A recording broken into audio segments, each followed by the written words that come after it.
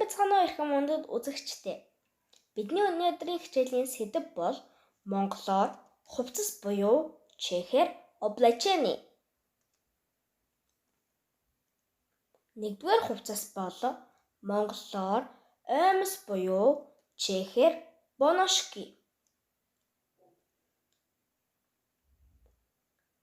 Хоёрдугаар хувцас бол монголоор трико буюу чехээр пунчохааче.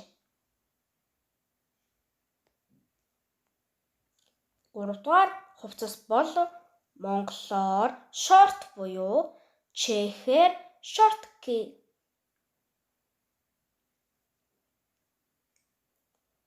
Дөрөвдүгээр хувцас бол монголоор өмд буюу чехээр калхоти.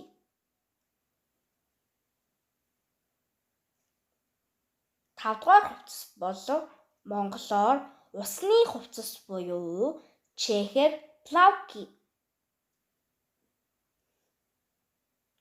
Зургадугаар хувцас бол монголоор подволк буюу чехээр тричко.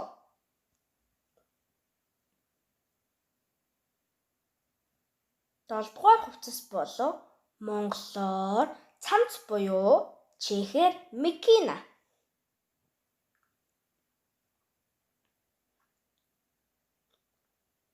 8-дугаар хувцас бол монголоор куртэг буюу чехээр бунда.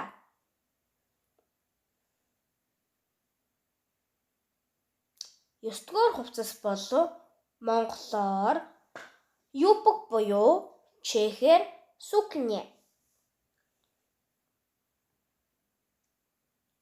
10-дугаар хувцас бол монголоор палаж буюу чехээр шати. 11-дугаар хувцас бол монголоор унтлагын хувцас буюу чехээр пижамо.